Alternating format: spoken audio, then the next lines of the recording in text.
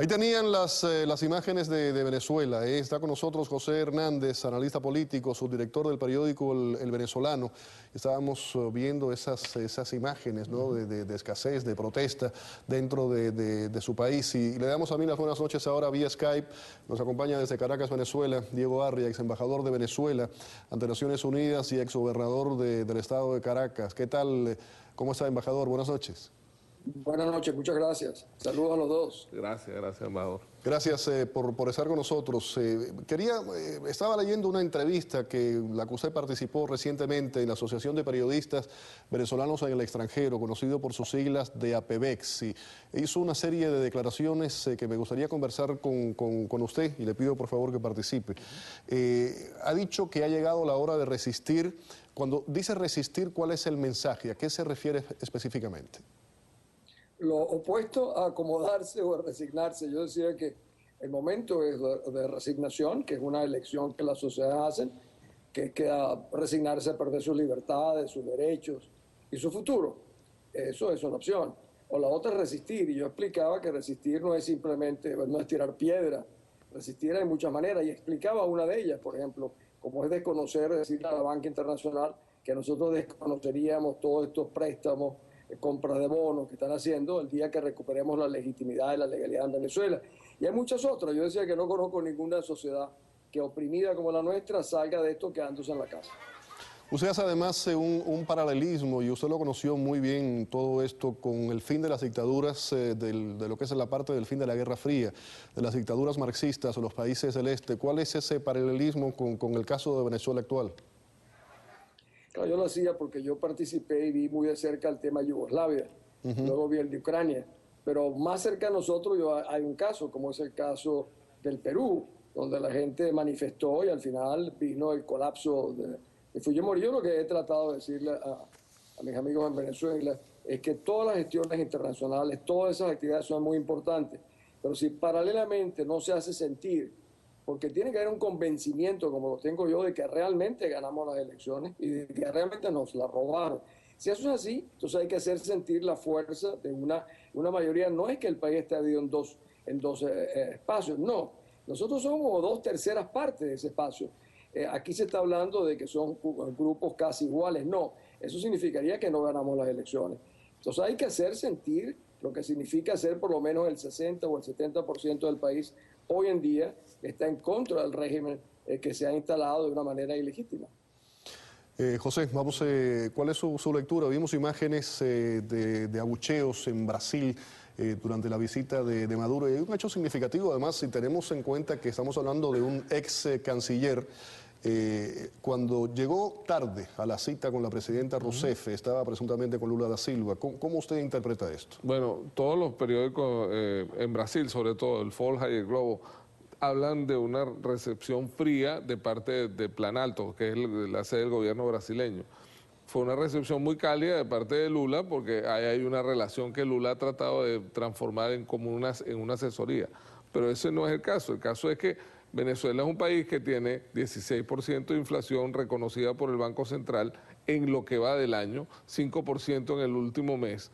Tú tienes un país donde además la inseguridad es brutal. Tú tienes un país donde hay 20 gobernadores que son militares, 11 ministros que son militares, donde el gobernador del estado Miranda es posible que le militaricen el estado por petición del señor que acaba de poner preso a un general de brigada, compañero de promoción de él, que es Antonio Rivero, que cayó preso por parte de su amigo personal, el director de la policía política, el general Rodríguez Torres, que decidió ponerlo preso. Esa es la situación del país.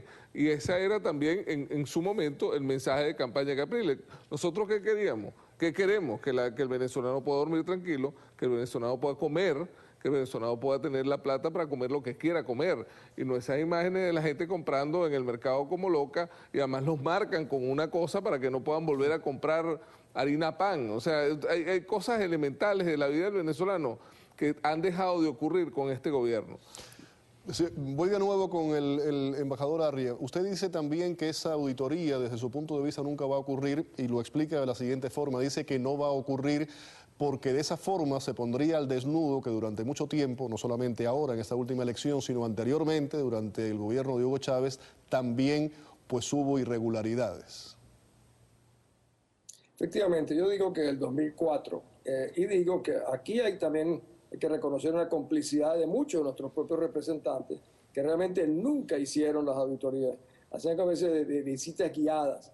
Aquí nosotros hubiéramos descubierto no solo que era un proceso electoral viciado, sino que la gente nuestra no cumplió con su tarea como tenía que ser.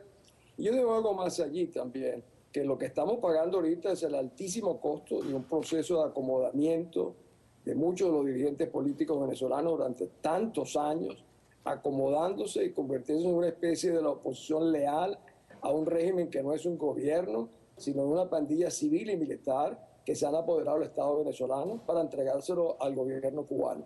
Realmente, y seguimos todavía negociando, por ejemplo, ahora en la Asamblea Nacional, estamos discutiendo con ellos para que no le peguen a las mujeres que forman parte del Congreso, para que no los insulten, cosas que no son negociables, son los derechos elementales.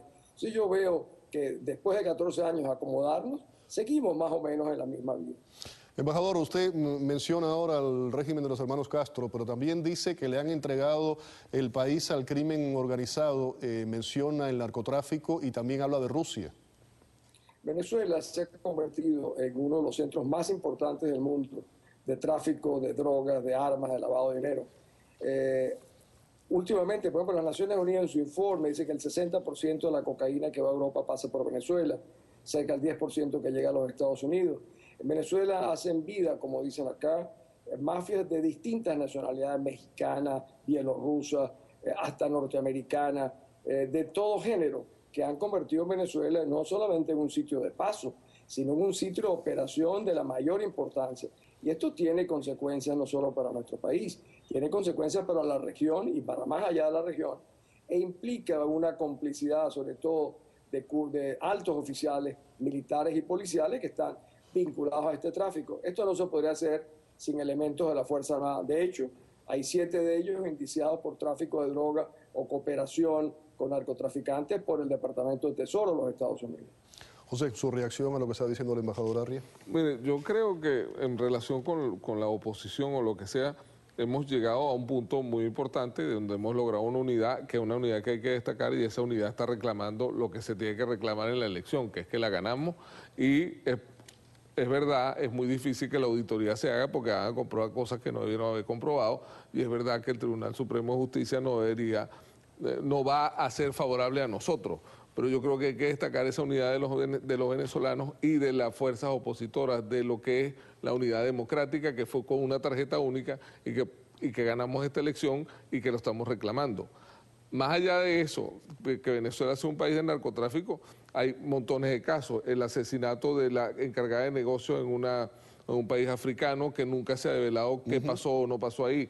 El encuentro de una superavioneta con creo que tenía 60 toneladas de cocaína, una cosa bárbara en Canarias, que iba rumbo a África también, porque además hay unas rutas donde desguazan todo lo que es los cargamentos para meterlos a Europa vía África. Hay todo un proceso que va paralelo a eso, y hay una situación que es muy particular. Cuando tú y yo vamos a un banco en los Estados Unidos, nosotros vamos a hacer una transferencia, nos piden 10 millones de cosas porque no tenemos tanto dinero. Pero si va a Petróleo de Venezuela, que tiene cuentas de miles y miles de millones de dólares, y viene un dinero que no tiene un sitio fijo, pasa por Petróleo de Venezuela y es bastante rápido, es bastante fácil. Embajador Arria, nuevamente voy con usted. Usted también mencionó durante esa entrevista que en el caso hipotético de que caiga el chavismo, lo primero que hay que hacer es una convocatoria de la Asamblea Constituyente. Yo le pregunto, ¿eso no fue un poco con lo mismo que hizo Chávez al llegar al poder? Sí, exactamente. Chávez descubrió que esa era la llave para desmontar, para hundir, para acabar con el sistema de libertad en Venezuela. Bueno, ese es un instrumento que hay que usarlo para otros fines, los fines exactamente contrarios, para rescatar a Venezuela y poder refundar la República. Es que, imaginémonos el siguiente cuadro. Capriles ganó las elecciones y entramos a un gobierno. No hubiésemos podido gobernar con todos los poderes públicos que están controlados por el chavismo.